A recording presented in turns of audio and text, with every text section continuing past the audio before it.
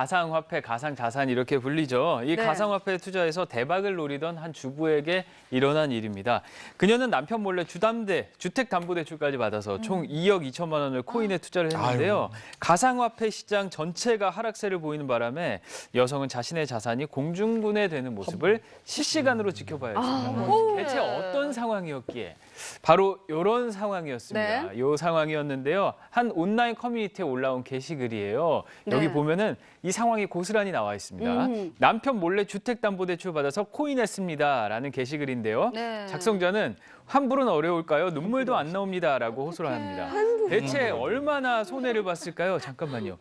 이게 마이너스 21%예요. 수익률이. 그러니까 약 2억 2천만 원을 투자를 해서 4,600만 원을 잃고 말았습니다. 작성자는 닉네임마저 이혼 당할 것 같아요라고 올리면서 자신의 절박한 상황을 알렸습니다. 그러니까 남편과 아이 더 좋은 집으로 이사하고 싶어서 게시물에 올려놓은 글을 보니까 더 마음이 안타까운데. 네.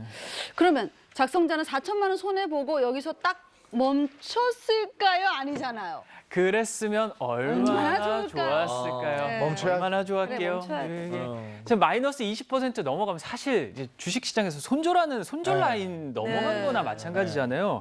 그런데 글을 본 누리꾼 중 일부가 그녀한테 조금만 더 묵혀라. 저분들이 응원했네. 종목 다시 오를 거다. 버텨라. 무조건 버텨. 가자. 이렇게 댓글 남긴 겁니다. 이틀 뒤에 다시 이런 글이 올라왔습니다.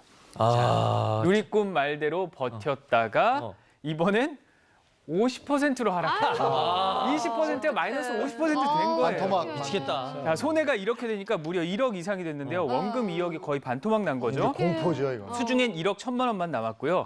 작성자는 남편이 못 살겠다며 아이는 자기가 키울 테니까 이혼하자고 합니다. 라면서 참담한 심정을 남겼습니다. 아, 이게 차라리 4천만 원 손해 봤을 때 여기서 그래. 포기했었어야 되는데. 맞아요. 아, 그 누리꾼들 말 들어가지고. 이게 사람 마음이 그러니까요. 그렇지가 않단 말이에요. 이게 며칠 사이에 1억이 날아간 거잖아요. 아 정말 속상했을 것 같은데 그 뒤에는 어떻게 됐어요? 작성자는 마지막으로 원금은 못 찾아도 이혼은 막겠다면서 진짜 제발 남은 1억까지 끌어모아서 투자를 했어요.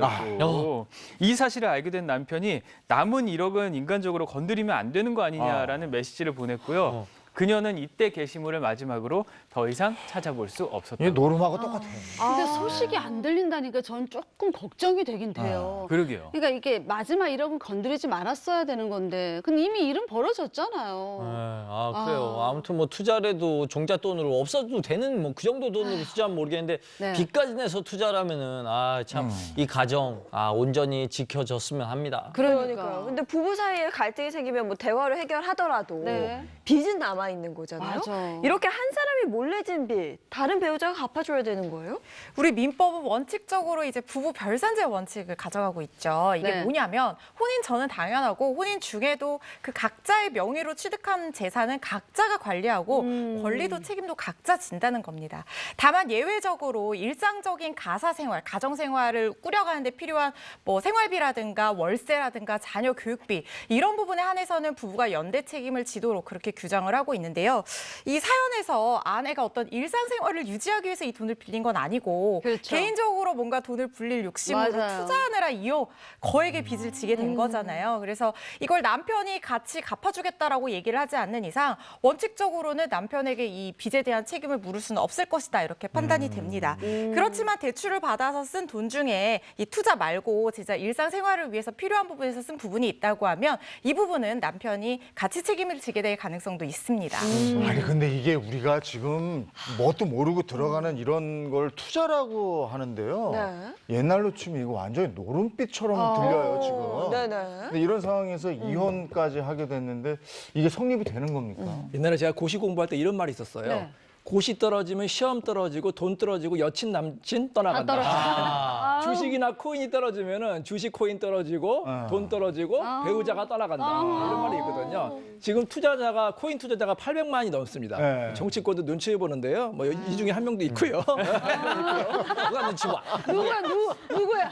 자, 근데 예전에는 이런 경우가 많았어요. 이제 주식 때문에 손실 많이 봤다고 이혼 상담하는 경우가 많이 있었거든요. 네. 그래서 심지어는 뭐 장인, 장모, 집까지 대출 받아가지고 무리하게 투자를 잡아가지고 전 재산 날리는 경우도 있고요.